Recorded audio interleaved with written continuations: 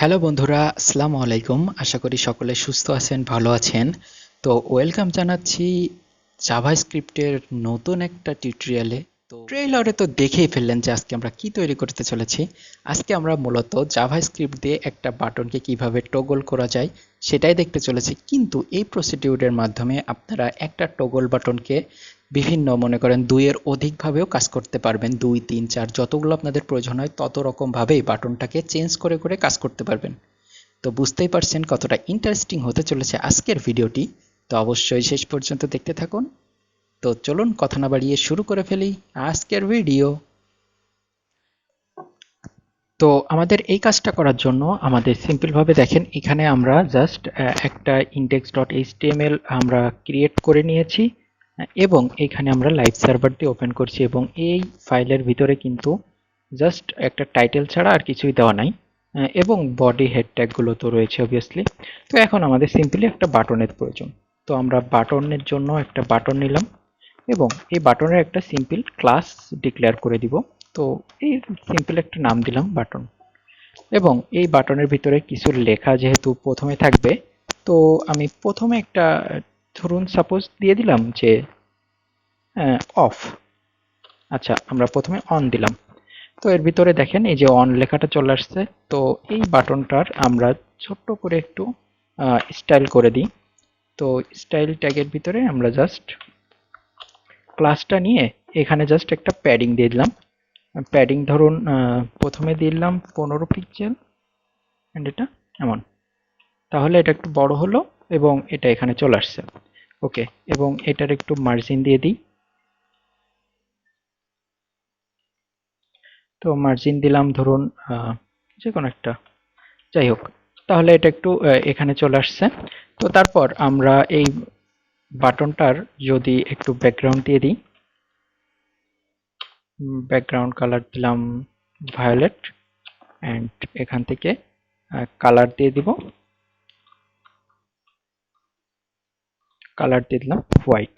ওকে, আর সাইজটা একটু বড় করে দিই, ফন্ট সাইজ জাস্ট লার্জার। তাহলে একটু বড় হলো এবং দেখা যাচ্ছে।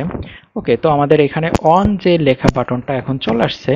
তো এই বাটনটাতে আমরা যখন ক্লিক করব, সাপোজ প্রথমে আমরা যেটা দেখব সেটা হচ্ছে টগল কিভাবে করে, তারপর আস্তে আস্তে আমরা আগায় যাব। তো আমরা এখানে যখন অন লেখা আছে তখন এখানে ক্লিক করলে আমাদের অফ চলে আসবে। তো এটার জন্য আমাদের স্ক্রিপ্ট ফাইল লাগবে। তো এখানে আমরা স্ক্রিপ্ট নামে একটা ট্যাগও নিলাম। তো স্ক্রিপ্টের ভিতরে আমরা কাজ করার জন্য আমাদের যে কাজটা করতে হবে, এই বাটনে একটা অন ক্লিক রাখতে হবে। তো আমরা অন ক্লিক এখানে নিয়ে নিলাম এবং এখানে দিলাম একটা ফাংশন ক্রিয়েট করতেছি আমি। তো মাই ফান এটা নামে একটা আমরা ফাংশন নিয়ে নিলাম। ওকে, তো এই ফাংশনে যখন সে ক্লিক করবে তখন আমাদের স্ক্রিপ্টের ভিতরে চলে আসবে এবং এখানে একটা ফাংশন কল হবে। এই যে এই ফাংশনটা চলে আসছে। তো এই ফাংশনটা কাজ করতেছে কিনা এটা দেখার জন্য আমি জাস্ট টেস্টের জন্য একটা অ্যালার্ট এখানে দেখছি, জাস্ট টেস্ট। ওকে, যদি আমাদের এটা কাজ করে তাহলে লেখা আসবে টেস্ট। ওকে, দেখেন এই যে আমাদের টেস্ট চলে আসছে, তার মানে আমাদের এই ফাংশনটা কাজ করতেছে। ওকে, তো যাই হোক, এখন আমাদের যে কাজটা হবে, আমাদের এইখানে ক্লিক করলে অনের জায়গায় অফ লেখা চলে আসবে। ওকে, তো আমরা দেখেন এইখানে অনটা লিখে রাখছি, এই জন্য চলে আসছে। তো আমরা এই অনটা উঠিয়ে দিলাম, দিয়ে এইখানে একটা স্প্যান নামের ট্যাগ নিয়ে নিলাম এবং এটার একটা ক্লাস দিয়ে দিলাম ধরুন বাটন নেম। বাটন নেম নামে একটা ক্লাস দিলাম এবং এটার ভিতরে যখন কিছু রাখি নাই তখন দেখেন আমাদের লাইভ দেখাচ্ছে, এখানে কিছুই নাই। ওকে, তো আমরা এর ভিতরে জাস্ট অন লিখে দিলাম। ঠিক আছে, তার মানে কি আমাদের অনটা চলে আসছে। তো এখন আমরা যখন এই যে বাটন নেমের এই ক্লাসটা আমরা কোথায় নেব, এই যে আমাদের মাই ফাংশনের ভিতরে। ওকে, তো মাই ফাংশনের ভিতরে এইটা আমরা নেওয়ার জন্য যে কাজটা করব, ধরুন ডকুমেন্ট ডট কোয়েরি সিলেক্টরই নিলাম। তো কোয়েরি সিলেক্টর দিয়ে আমরা জাস্ট ক্লাস নেমটা এখানে দিলাম, দেওয়ার পর এখানে দিলাম ইনার এইচটিএমএল এবং এখানে ক্লিক করলে আমাদের অফ চলে আসবে। তো দেখি অফ। ওকে, তো সিম্পল ভাবে আমরা যে কাজটা করছি দেখেন, বাটন নেম এটা হচ্ছে আমাদের এই যে স্প্যান ট্যাগের ভিতরে যে অন লেখাটা আছে, এইটার একটা ক্লাস নিয়ে নিয়েছি, সেটার নাম হচ্ছে বাটন নেম। আর এই বাটনটা কিন্তু আমাদের টোটাল বাটনের ক্লাস, ঠিক আছে। আর এই বাটন নেমটা হচ্ছে আমাদের স্প্যান নামের যে ট্যাগটা নিয়েছি সেটার ক্লাস। ওকে, তো আমরা এই বাটন নেমটা কিন্তু এখানে কোয়েরি সিলেক্টর দিয়ে কাজ করতেছি। তো আমরা যখনই মাই ফাংশন এটা কল করব ক্লিক করে এই যে অন ক্লিক ইভেন্টের মাধ্যমে, তখনই আমাদের এই স্প্যানের ভিতরে অনের জায়গায় দেখেন অফ লেখাটা চলে আসবে। দেখি কাজ করে কিনা। দেখেন অফ লেখা কিন্তু চলে আসছে, কিন্তু আমরা অফের উপর যখন ক্লিক করতেছি তখন কিন্তু আবার অন লেখা আসতেছে না। তো আমরা যখন অফ লেখার উপর ক্লিক করব অন আসবে, অনের উপর ক্লিক করলে অফ আসবে। এটা হচ্ছে আমাদের টগলের কাজ করতেছে। তো চলুন ওই কাজটা কিভাবে করা যায় দেখি। তো ওই কাজটা করার জন্য আমরা স্ক্রিপ্টের এই ফাইলে ফাংশনের উপরে একটা ভেরিয়েবল ডিক্লেয়ার করব। ধরুন ভেরিয়েবল আই, আয়ের মান দিলাম 0, ঠিক আছে। তো যখন ইফ ইফ দিব, ইফ আই ইকুয়াল 0 হইলে আমাদের প্রথমে কি থাকছে, দেখেন প্রথমে আমাদের কিন্তু অন লেখা থাকে। তো এই কোয়েরিটা আমরা কাট করে এর ভিতরে দিয়ে দিলাম। তাহলে কি হবে, আমাদের সিম্পল ভাবে আয়ের মান কিন্তু 0 এবং এটা কিন্তু কাজ করবে। তো এখানে যখন আমরা ক্লিক করব দেখেন অফ চলে আসছে, কিন্তু ক্লিক করলে অন আসতেছে না। তো এই লাইনের নিচেই আমরা বলে দিব আয়ের মান হচ্ছে এখন 1, ঠিক আছে। এবং এইটার তাহলে এলসে দিয়ে দিব। ওকে, এলস এর ভিতরে আমরা জাস্ট এটাকে, আচ্ছা এই টোটালটাকে আবার পেস্ট করে দিব, দিয়ে এই যে আয়ের জায়গায় দিয়ে দিব 0 এবং এখানে দিয়ে দিব 1।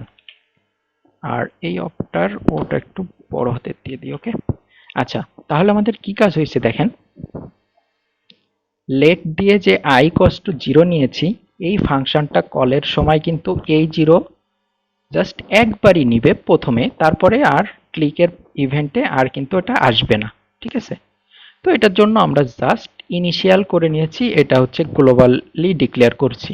আচ্ছা, তো তারপর আমরা কিন্তু এর ভিতরে কোনো ইনক্রিজ বা কিছুই করি নাই, জাস্ট এখানে আই ইকুয়াল টু 0 হলে আমাদের এই যে বাটন যে ক্লাসটা আছে এটার নামটা চেঞ্জ হয়ে অফ হয়ে যাবে এবং তখনই কিন্তু আমাদের এখানে অনের এখানে ক্লিক করলে অফ হয়ে যাচ্ছে এবং আয়ের মান তখন 1 সেট করে দিচ্ছি, যাতে আমাদের আই ইকুয়াল টু 0 না হয়ে এটা মানে এটা যখন কাজ করবে না এই ফাংশনটা, তখন কিন্তু এলস এর ভিতরে চলে আসবে। এলস এর ভিতরে আসার সঙ্গে সঙ্গেই আমাদের এই যে কোয়েরি সিলেক্টর এটার মান হয়ে যাবে, মানে ইনার এইচটিএমএল এ এখানে জাস্ট অন লেখাটা শো করবে এবং আয়ের মান আমরা আবার 0 করে দেব, যেন পরের বার ক্লিক করলে আমাদের এই ফাংশনটা কাজ করে। ওকে, দেখি। তো আমরা যদি এখন এখানে অন ক্লিক করি তাহলে দেখেন অফ এবং এখানে অন অফ।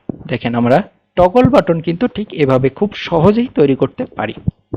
এখন আপনি টগল একটা বাটন তৈরি করছেন, কিন্তু আপনি চাচ্ছেন 3টা কাজ করবে। ধরুন আমি এখানে অফের জায়গায় দিলাম হাই, লো, এন্ড আরেকটা কাজ হবে সেটা হচ্ছে হাই লো, আচ্ছা এটার উপরে দিই, ধরুন আমাদের মিডিয়াম, ঠিক আছে।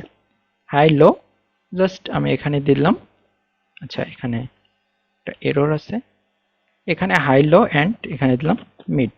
ওকে, তাহলে আমাদের এখানে কি লেখা রয়েছে, ওয়ান লেখা না, এখানে আমরা হাই লিখে দিব। ওকে, তাহলে দেখেন আমাদের এই হাইয়ের উপরে যখন ক্লিক করব, ক্লিক করলে প্রথমে আমাদের কি শো করবে, হাইয়ের থেকে মিড। ওকে, তাহলে আমরা এই মিড কথাটা উপরে দিয়ে দেব এইখানে, এন্ড তারপরে কি শো করবে, মিডের উপরে যখন ক্লিক করব তখন আমাদের লো শো করবে। ওকে, তাহলে লোটা এখানে এবং হাইটা আবার হাইটা এখানে চলে আসবে। ফাইন, এখন একটু খেয়াল করেন, আমরা যখন হাইয়ের উপরে ক্লিক করছি এখন কাজ করতেছে না, কারণ আমাদের একটা ইরর রয়েছে। তো একটু দেখাই, এখানে দেখেন আমাদের যখন আয়ের মান অবভিয়াসলি 0 আছে এবং আমরা যখন এটা লোড করতেছি তখন হাই থাকতেছে। তো আমরা যখন সিম্পল ভাবে একটা ক্লিক করব তখন কিন্তু আমাদের মিড লেখাটা চলে আসবে এবং আমাদের আয়ের মান অন হয়ে যাবে। তো আমরা সিম্পলি এখানে দিয়ে দিব 1, তাহলে কি হবে, আমাদের পরবর্তীতে আবার যখন মিডের উপর ক্লিক করব লোটা শো করবে এবং আয়ের মান এখানে তখন হয়ে যাবে 2। তাহলে কি হবে, এটা ভ্যালিড হবে না, তখন এটাও ভ্যালিড হবে না। পরবর্তীতে যখন আবার এই লো এর উপর ক্লিক করব এটা আবার ইনভ্যালিড হয়ে যাবে। ওকে, তো ইনভ্যালিড হয়ে গেলে সরাসরি আয়ের মানটা আবার 0 আমরা পৌঁছে দিব। তাহলে কি হবে, পরবর্তী আরেকটা ক্লিক করলে আমাদের এখানে হাইতে যখন ক্লিক করা হবে আবার মিডে চলে আসবে। দেখি কাজ করে কিনা। দেখেন আমরা হাই রয়েছে, ক্লিক করলাম, এই মিডটা শো করছে, ঠিক আছে। তো আবার ক্লিক করলাম, দেখেন এই লোটা শো করছে, আবার ক্লিক করব হাইটা শো করছে, কিন্তু হাই শো করার পর আমরা i = 0 করে দিয়েছি। এখন যদি আমরা আবার ক্লিক করি তাহলে আমাদের মিড শো করবে, দেখেন এই দেখেন আবার মিড শো করছে। তো এভাবেই আপনারা টগল বাটন, ট্রিপল বাটন তৈরি করতে পারেন, মানে একটা বাটন দিয়ে 3-4টা কাজ হবে। তো এইভাবে সিম্পল ওয়েতে আপনারা একটু চিন্তা করে এখান থেকে লজিক দিয়ে কাজ করতে পারবেন। তো এভাবেই মোটামুটি আপনারা একটা টগল বাটনকেই আপনারা 3-4 প্রকার ভাবেই কাজ করতে পারেন। তো আজ এ পর্যন্তই। যদি ভিডিওটা ভালো লেগে থাকে তাহলে অবশ্যই লাইক করবেন, শেয়ার করবেন আপনার বন্ধুদের সাথে এবং পরবর্তী আপডেট জানার জন্য অবশ্যই চ্যানেলটি সাবস্ক্রাইব করবেন। তো দেখা হচ্ছে পরের ভিডিওতে। আল্লাহ হাফেজ।